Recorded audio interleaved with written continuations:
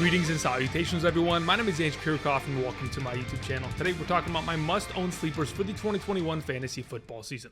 On today's episode, we're going to be talking about 5 players in specific who I not only believe are being extremely undervalued going into our 2021 fantasy football draft, but are being selected in the 7th, 8th, 9th round. I mean, these are deeper sleepers that, yes, you may not be getting in the deep double-digit rounds, but these are players that are going to make immediate impact on your lineups based on opportunity and circumstance. A lot of players in your league and a lot of other fantasy managers may not be looking in the direction of these players because oftentimes they look at them and think, they're not a great PPR option. Oh, they don't get enough opportunity in the passing game in their respective offense because of their number 3 wide receiver. There's a lot of arguments to potentially be posed against these players, but I'm going to go ahead, break down the statistics, and again, give you guys my thought process and opinions on them and justify the reasons as to why I'm targeting these guys in my upcoming 2021 fantasy football draft. Now, before we begin today's episode and begin talking about these players, of course, I want to thank you guys for the incredible support. I think we just recently surpassed 38,000 subscribers. We are on our way to 40,000 subscribers. So if you have not yet already and you want to continue to gain advantages throughout the entirety of the 2021 season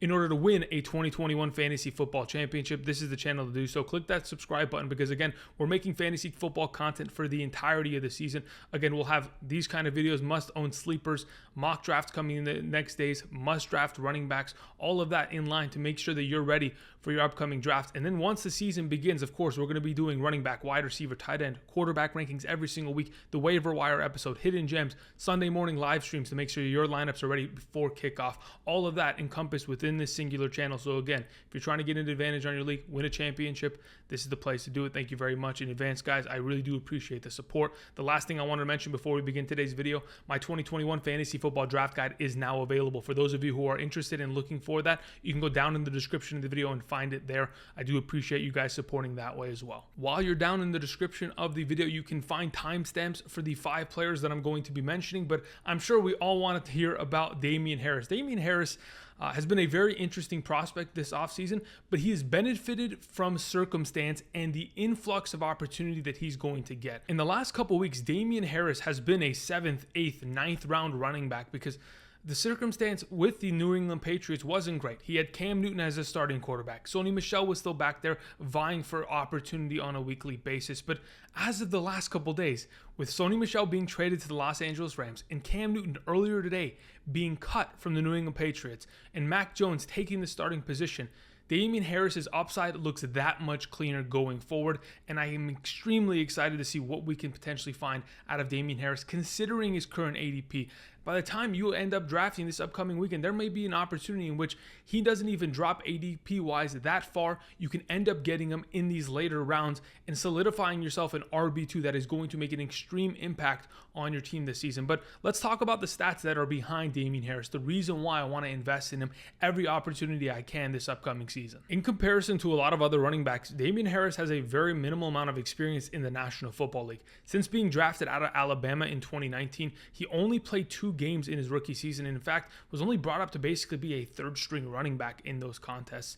Going into 2020, we did hear a lot of hype around him during the preseason and whether or not he was going to potentially win that job. Unfortunately, had an injury that made him miss the first 4 games of the season, but eventually when he came back, the circumstances were good in the backfield for the New England Patriots, which again posed the opportunity for him. With Sony Michel out, James White dealing with family issues, and of course Rex Burkhead going out with a season-ending injury, Damien Harris was primed to have a great season, and to be honest, with the opportunity he was given, he definitely delivered on it. With 137 total rushing attempts, had himself 691 rushing yards, which is a 5.04 yard per carry average, and 2 rushing touchdowns. Unfortunately, those rushing touchdowns were often siphoned by Cam Newton, but that's a different conversation for the future.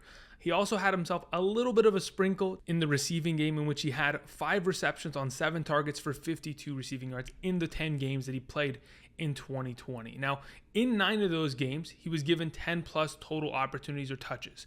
That's great. We want to see a guy like this who can potentially be a workhorse back, see himself upwards of 15 touches a game, get the amount of work he deserves. So in those 9 games last year where he was given 10 touches or more, he averaged 9.44 fantasy points per game in a half PPR scoring format, and in 3 of those contests surpassed 100 rushing yards. So again, with opportunity comes success in fantasy football. And in my opinion, like I mentioned earlier, with no more Sony Michel, no more Rex Burkhead, that's also another factor, and no more Cam Newton, I think the opportunity for rushing attempts for Damien Harris continues to expand. In fact, in 2019, in Damien Harris's rookie season, the reason why he didn't play was because Sony Michel was eating up majority of the carries. In fact, in 2019, Sony Michel had himself 247 rushing attempts and 12 receptions, while Rex Burkhead had 65 rushing attempts and 27 receptions. So again, there was a lot of opportunity taken off the table, and Damien Harris could not contribute early. But when in fact his opportunity knocked, he went ahead and took,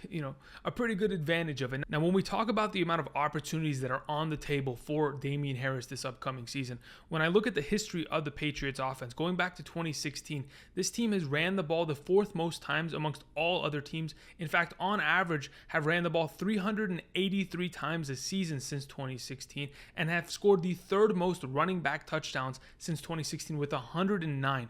Again, that does include the old days of LeGarrette Blount in 2016, but let's be honest, everything we've seen Josh McDaniels implement in this offense has been run heavy, use play action, of course, dominate with a great offensive line. Now, besides having ran the ball a lot in the last 5 seasons, the absence of Cam Newton does play a huge factor. In fact, Cam Newton ran the ball 137 times last season for 592 yards and 12 rushing touchdowns. The amount of red zone rushing attempts that were taken away from Damien Harris last season was quite jarring, to be honest. He only had 3 red zone rushing attempts from inside the 5-yard line for 1 rushing touchdown, while Cam Newton had 22 red zone rushing attempts for 10 rushing touchdowns. So imagine, if Cam Newton's out of this offense, where are those touchdowns going to go? You don't have a quarterback with Mac Jones that's going to run a QB counter or QB power into the biggest linebacker on the field that's coming head first into your chest. That's not going to happen. They're going to hand the ball off to Damien Harris. And yes, there is going to be the presence of a James White or a Ramondre Stevenson that may end up getting a touchdown here or there, but it's not going to stop the potential of Damien Harris even accomplishing a season in which he's going to have at least 250 rushing yards and maybe even double-digit touchdowns, because again, no more Cam, no more Michel, no more Rex Burkhead.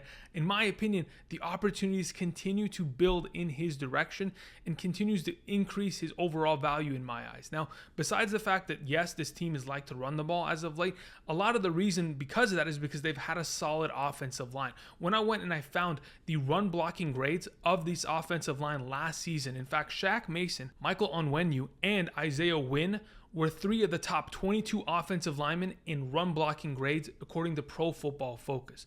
So yeah, they're going to run the ball and they're going to succeed in doing so. They bring back Trent Brown from the Las Vegas Raiders. Of course, he hasn't had very many good seasons with them there. You bring him back into this Patriots offense, he is going to be a completely different machine, because before he got traded to the Las Vegas Raiders, when he was with the New England Patriots a couple of years back, he was a fantastic offensive lineman and presence for them on the right side of the offensive line. I think he'll pick up exactly where he left off with Shaq Mason there as their right guard. So besides the fact that I'm continuing to build arguments, the real reason you want to go after Damien Harris is because of how cheap he's going for. I mean, in the last couple of days, yes, this Cam Newton news is going to make a big difference, but he was sitting around RB27, RB28 in terms of overall ADP of when he was coming off the board. There were still running backs like Chase Edmonds being selected ahead of him. That should no longer be the case. Throughout the preseason with the first team, while he's been active in those games, he's played every first and second down snap. He's on the field and he's going to garner a lot of opportunities. And I can assure you, he's not going to catch the ball very often. If he catches the ball 15 times this year, I'll be very surprised. But that's not what his entire purpose is. His purpose is getting opportunity via rushing attempts. And if and when he does get 250 rushing attempts, if he can maintain a similar level of success to last season, again, running for 5.04 yards per carry, on top of the red zone rushing attempts he'll get, on top of the fact that this offense should be significantly more talented just across the board, whether it's offensive line, tight ends with Jonnu and Hunter Henry coming in, you brought in wide receivers, you've of course improved the quarterback position in my eyes in terms of scoring and helping him out. Overall, I think Damien Harris is an extremely valuable running back, and you should be looking for him in your drafts, especially for those of you who are looking for a flex play at the running back position later in your draft. This is the guy that I'm going after. The next player I wanted to talk about today is Laviska Shenault of the Jacksonville Jaguars. And though Laviska Shenault has pretty much been the slot receiver of this team for the last couple seasons, the main difference between Laviska Shenault and many of the other wide receivers in the direction where he's being drafted. Again, he's being drafted in the 8th, 9th rounds and often being overlooked by many people. the difference between him and the receivers there is I think he's going to see a wider margin of targets than a lot of people expect. Now, Laviska Shenault in his rookie season last year totaled 79 targets, 58 receptions, 600 receiving yards, 5 receiving touchdowns, and 18 rushing attempts for 91 rushing yards. Throughout that time, of course, in a half PPR averaged 9.82 fantasy points per game. Against the NFC South, averaged 12.4 fantasy points per game against the Indianapolis Colts, Houston Texans, and Tennessee Titans. Was a dominant force. Now, if you want to go ahead and promote that to a full PPR, he was averaging about 12 fantasy points per game throughout the season and about 15 against the AFC South. Again, pretty successful rookie season, and though he wasn't given a wide volume of targets and he wasn't getting a great amount of opportunity, in my opinion, it was often due to the fact that this offense just wasn't built to feed him the ball. Again, you had Gardner Minshew at the quarterback position, and then you had Jacob Luton. There were just so many quarterback changes. Eventually, Mike Glennon was the starting quarterback, and regardless of who was at quarterback, Laviska Shenault was able to produce. That's given. But when you go ahead and you upgrade to Trevor Lawrence, we get that much more of a potential of Laviska Shenault having himself a breakout season in year 2. Now, a couple of the circumstances and factors that are definitely going to be in favor of Laviska Shenault this upcoming season is unfortunately the injury that took place to Travis Etienne. Travis Etienne was the first round pick of the Jacksonville Jaguars other than Trevor Lawrence, and of course was going to be a pretty big part of this offense, whether he was going to be used out wide or out of the backfield. With his absence, again, Laviska Shenault had the 3rd most rushing attempts amongst all wide receivers last season, and he's going to continue to get that work out of the backfield, in my opinion, because he is a bigger bodied wide receiver. He's about 210 pounds of pure muscle, running people over in the preseason thus far, which he did majority of last season. Now, when we think about some of the stats that define and pretty much separate him from the pack, besides being a slot receiver, Shenault was ranked number 2 amongst all wide receivers last season in missed tackles forced. So again, you can get the ball in his hands, whether it is out of the backfield, in the screen game, in the slot position, whether he's running a shorter or deeper route, and he's going to make defenders miss, and he's going to find himself a lot of yards after the catch, which of course is where he succeeds. Now, like I mentioned with Trevor Lawrence coming into this offense and helping improve Laviska Shenault as a whole, it's going to mainly pay dividends because of the fact that Lawrence last season, throughout the entire NCAA, had the most passing yards to screen passes. Now, why is that the reason, Andrew? Because his number 1 receiver last year was Amari Rodgers, who is a slot receiver at Clemson, now is going to be playing like the 2nd string slot role for the Green Bay Packers, who he was drafted to. But Amari Rodgers last season, in terms of screen passes caught, 30, which was 2nd in the FBS. Screen yards, 237, which was 3rd in the FBS. Slot catches, 68, which was number 1 amongst all wide receivers last year. And slot yards, 917, which was 3rd. Trevor Lawrence knows how to feed his slot receiver. We saw that last year. That continues to build. And now that you get into an offense that Darrell Bevell is the offensive coordinator, let's not forget, he was formerly the offensive coordinator of the Lions recently. Although Danny Amendola hasn't had the greatest seasons in the last couple of years, the biggest part of the reason why I wanted to mention Darrell Bevell was because throughout 2011 to 2017 with the Seahawks, Doug Baldwin was the starting slot receiver of that team. And with a rookie quarterback in Russell Wilson, he was able to get Doug Baldwin that much more opportunities, build a key connection between the two of them and find a lot of success, which I think very easily Darrell Bevell is going to do with Trevor Lawrence and Laviska Shenault this upcoming season. Now, a couple of the other stats that I wanted to mention going into the 2021 season. Of course, throughout the preseason thus far, in the last couple games, Laviska Shenault has seen a lot of opportunity. In fact, in the 37 routes that he's run, he's been targeted 14 times. That's a 37.84 target percentage. Now, I understand the target share is not going to be that high during the regular season when you have Marvin Jones and DJ Chark always on the field and other options being full go. Yes, I understand that's going to go down, but the fact that he is continuing to catch the eye of Trevor Lawrence just speaks to the amount of times that, of course, Laviska Shenault is getting open. As long as he's getting open, the targets are going to be going in his direction, and that's just a fact.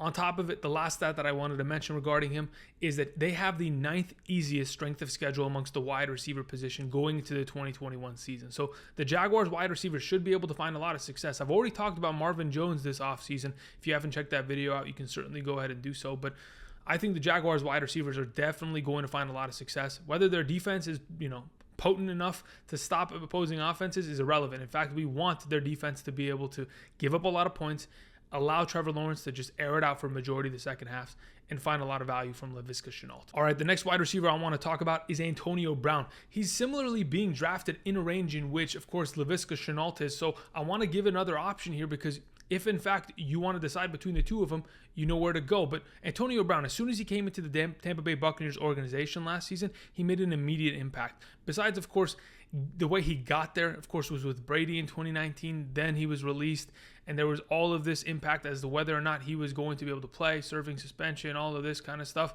Eventually, Antonio Brown was signed, and he came in and he balled out. Let's not forget, in the past decade of the National Football League, Antonio Brown has been one of the best wide receivers. And in fantasy football, I would say he's been the number one overall wide receiver the past decade. In terms of the fact that from 2013 to 2018, he was a top 4 fantasy wide receiver for 6 consecutive seasons. I haven't seen that much consistency of play in a very long time. But again, he's getting older. I understand. He's 33 years old, but age is just a number. Julio Jones is over there at 32 years old, and a lot of people are expecting him to have a top 20 season. But the question is, what kind of opportunity differential are we going to see between a Julio and Antonio Brown? Let's talk about that. Last season, in the 8 games that he played with the Tampa Bay Buccaneers, he had 61 targets, 45 total receptions for 483 receiving yards, 4 touchdowns. Again, those are pretty good statistics. Having not played football since 2019, averaging 7.63 targets per game, honestly, if you go ahead and you take that season and you expand it upon a full season, 8 games to 16 games, it's about 120 targets, 90 total receptions, 966 receiving yards at 8 receiving touchdowns, which would have been a top 20 overall wide receiver in a half PPR scoring format last season. In fact, when we look at his 8 games that he played, he was averaging about 11.83 fantasy points per game. In the games in which he had 6+ total targets, he was averaging 16.1 fantasy points per game. My gosh, if you want to expand that to full PPR, last season in the 8 games, a 14.64 fantasy point per game average. And with the games in which he had 6+ targets, which was 5 of them last season, he averaged 19.6 fantasy points per game. Antonio Brown has still got a lot left in the tank, and that's what he's going to prove this upcoming season. Now, I know a lot of people are wondering whether he's going to fit into this offense because of how many pieces there are and how many mouths there are to feed with Evans, Godwin, Gronk, OJ Howard coming back. You still have Rojo. You still have Leonard Fournette catching balls out of the backfield, Giovanni Bernard. Trust me, I understand there is going to be a lot to go around. The Tampa Bay Buccaneers will most likely throw the ball 630 times, maybe even more. Just depends how much success they find at passing the ball or whether or not they have to go ahead and pass the ball based on game script. But regardless, the question is whether or not he's going to get the ample amount of targets to be a value pick. I think without a shadow of a doubt in my mind, Antonio Brown is going to get the targets. Let's not forget last season. I know this has very little to do with fantasy football, but Antonio Brown was living with Tom Brady. For majority of that season, during the regular season last year, he was living with him under his roof because Brady wants him in this team. He wants Antonio Brown to be associated with his legacy, and he wants, because he knows how good Antonio Brown is, to help this team win another championship. And that's why they brought him back for another year. That's why they brought back all 22 starters, because that's what they want to do. They want to run it back. Now, in terms of targets, from weeks 9 through 17, when Antonio Brown joined the starting lineup, Mike Evans was the number 9 overall fantasy wide receiver throughout that time in fantasy points scored. Chris Godwin was the number 14 overall fantasy wide receiver in fantasy points scored. And Antonio Brown, just a little bit farther behind, the number 21 overall wide receiver. Also, throughout that time, he was ranked 22nd in fantasy points per game. So as soon as he was injected into this lineup, he went from being just a guy off the street to being a top 24 wide receiver on a weekly basis. And with that kind of upside, there is a lot of potential for this upcoming season. Now that him and Brady have had an offseason of working together, he understands the playbook that much more. And the fact that last season, throughout weeks 9 through 17, he led the team in total target percentage with 25%. He saw a lot of targets in his direction.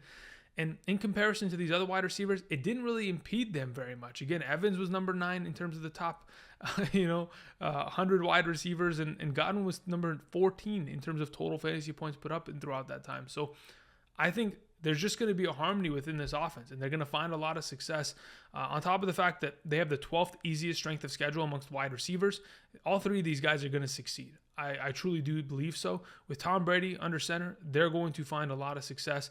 In the games in which Antonio Brown last season played against the NFC South, again, that's pretty easy games against Carolina, Atlanta. I understand that New Orleans has been difficult, but when you're the number 3 wide receiver and they're focusing majority of their efforts on stopping Evans and Godwin and Gronk, Antonio Brown will find some success. But either way, against the NFC South last season was averaging 19.2 fantasy points per game and a half PPR. Antonio Brown is in line for a potentially really big season. We're just going to have to wait and see, but certainly want to invest in him. The next wide receiver I want to talk about is Corey Davis. Now, Corey Davis, similarly to both these wide receivers, is being drafted a little bit later, but in terms of all wide receivers in the National Football League who are going to be the number 1 on their respective team, I think Corey Davis is the most undervalued at the position.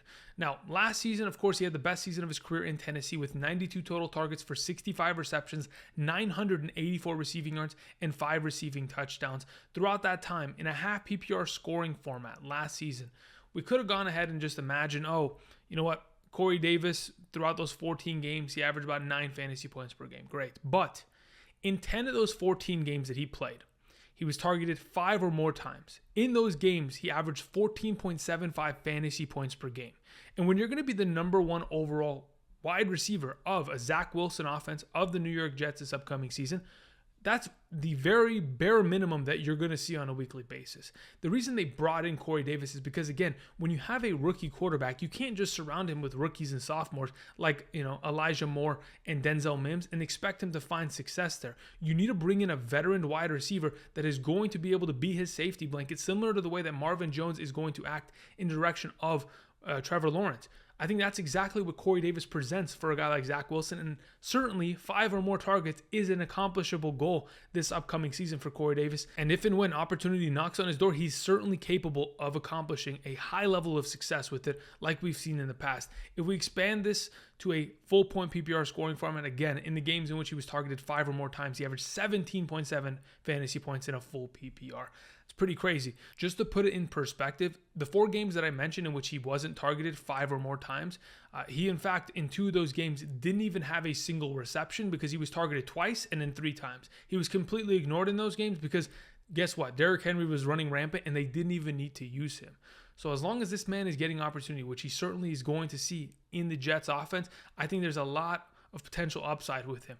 Thus far this offseason, during the preseason, he's ran 14 routes and been targeted on 10 of those. That's a 71% target share, and obviously that's not going up based on how much he's been on the field, but let's just take it easy. The target percentage is going to go down because, there's going to be other options to throw the ball to, but we know that there is a already built connection between him and Wilson that is going to find success this year. Now, when I looked at the strength of schedule for the New York Jets this offseason, though it looked a little bit shaky, throughout the first 7 games of the season, they get to play against the New England Patriots twice. I've talked about Bill Belichick against rookie quarterbacks specifically.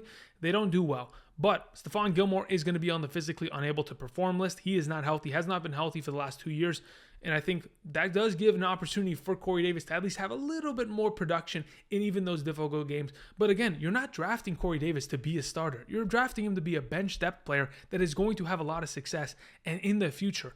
From weeks 8 through 14, he has the 11th easiest schedule amongst all wide receivers. And during the fantasy football playoffs, the Jets wide receivers have the 10th easiest schedule. I think Corey Davis has a lot of potential, and where he's being drafted in the 9th, 10th round, my goodness, I'm taking that value all day.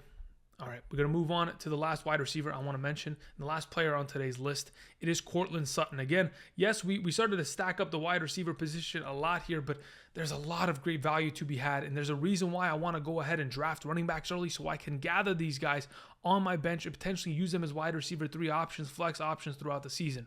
Let's not forget, Courtland Sutton in 2019 was the number 19 overall wide receiver in a half PPR scoring format, having put up 72 receptions on 125 targets with 1,112 receiving yards and 6 receiving touchdowns. Overall, great production. In that season was averaging 11.65 fantasy points per game, and in fact was scoring 2.5 fantasy points per reception. Overall, fantastic numbers. We know that Courtland Sutton is a big-bodied wide receiver that, of course, dominates down in the red zone, deep ball passing. He is going to go up and make a lot of contested catches, and that's where he's going to succeed.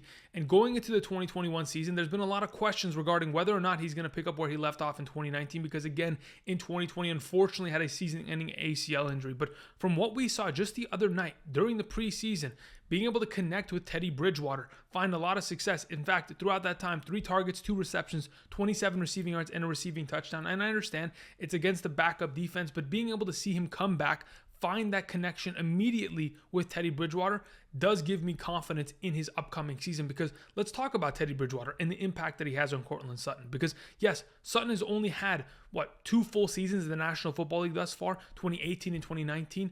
Again, he is a very young wide receiver, but with Teddy Bridgewater, I think his game can be even elevated that much more, because in 2019, when he accomplished this top 19 wide receiver standing, it was with Joe Flacco, Brandon Allen, and Drew Lock as his starting quarterback. And yes, there's a potential that Drew Lock takes over, but that was a far less experienced Drew Lock in 2019 in comparison to now.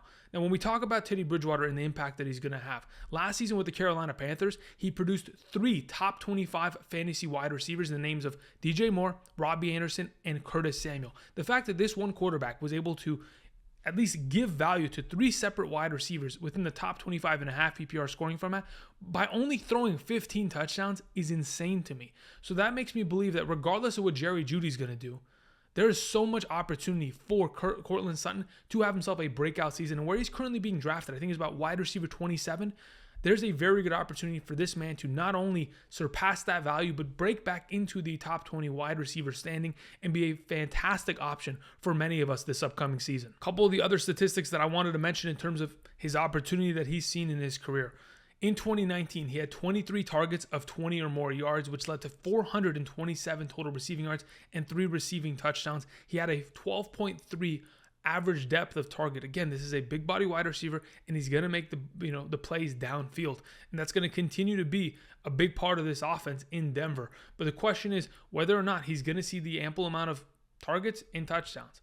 Again, when we look at what Teddy Bridgewater did last year with the Carolina Panthers, the guy threw the ball 560 times. I understand that in comparison to Carolina, to Denver wants to run the ball more, but I don't know if they'll be given as many opportunities to run the ball as much as they want to, because it's all a matter of being able to keep up with a lot of these other offenses, especially in their division with the Chargers. You got the Chiefs. You're going to have to score a lot in order to keep up. Speaking of division play, Courtland Sutton in 2019 against the AFC West, that is the Chargers, Chiefs, and Raiders, averaged 13.82 fantasy points per game. That's an even better thing, because you know that against his own division, he has found himself some matchups and they continue to exploit them every time that they play, which again is fantastic. Overall, I think there's a lot of potential for Courtland Sutton this upcoming season. In terms of strength of schedule, they have the 13th easiest amongst all wide receivers this upcoming season. From weeks 8 through 14, they have the 3rd easiest strength of schedule. A lot of games line up there that really does find a lot of success for a young man like Courtland Sutton. I think we're going to see a lot of the 2019 Courtland Sutton come out this upcoming season and definitely make a huge impact in terms of fantasy. Though I did mention that I was only going to talk about 5 players, I did want to add an honorable mention because I thought it was noteworthy considering the injury news to J.K. Dobbins the other day. I thought, let's go ahead at the end of the episode, just kind of throw it in there. Of course, with J.K. Dobbins out, I think Gus Edwards fits in very just seamlessly. Though the receiving work might not be there, J.K. Dobbins was going to get himself potentially upwards of 200 to 220 rushing attempts. I think as long as Gus Edwards fills in there, we got ourselves a pretty good opportunity. But I'm not going to talk about Gus Edwards. I'm actually going to talk about the guy that's going to play behind him, the guy that's going to fit into the Gus Edwards role. That's Tyson Williams, formerly out of Brigham Young University, BYU. In his college days, he didn't have the greatest stats. I went ahead and I looked at them, and they're not the most exciting. But overall, with J.K. Dobbins out, of course, you have Gus Edwards filling into the RB1 role. You need an RB2 because Gus Edwards in the last 3 consecutive seasons, 2018, 19, and 20, has surpassed 130 rushing attempts per season. And just this past season saw it the most with, I think it was 144 rushing attempts. So if in fact you're going to have an offense like the Baltimore Ravens, who have ran the ball more than any other team in the National Football League in the last 3 seasons, of course, Lamar Jackson is going to get his. In 2019, he had 176 rushing attempts. In 2020, 159. So let's just guess Lamar Jackson touches the ball on the ground 165 times. On top of that, you got another vacant 374 rushing attempts for just running backs alone. All right, we're going to go ahead and we're going to shoehorn Gus Edwards for 235 of those. You got yourself a lot of opportunity as a backup running back with Tyson Williams, who could very easily fill in 130 total rushing attempts. And what we've seen from him this offseason during the preseason, he's been one of the more effective runners. In fact, with 24 rushing attempts, has had 130 rushing yards for a 5.4 yard per carry average, along with a single rushing touchdowns and 8 targets that led to 8 receptions and 37 receiving yards. I think there's a lot of potential for this backup running back that honestly no one expected to play this year to make a huge impact in this offense. That's why I wanted to mention him. Keep your eye on him. He's not a guy that you should immediately be picking up, but again, if something happens to Edwards, you need another running back. If the Ravens don't go out and sign a running back or trade for a running back in the coming days, Tyson Williams should be the number 2. I think Justice Hill is going to be out. If not, gets cut today. We'll go ahead and just keep our eye on that. Regardless, that is today's video. Those are my must-own sleepers going into the 2021 fantasy football season. Thank you, everybody, for watching. Make sure you click the like button down below. Subscribe if you have not yet already. And until tomorrow, I'll see you guys. Peace.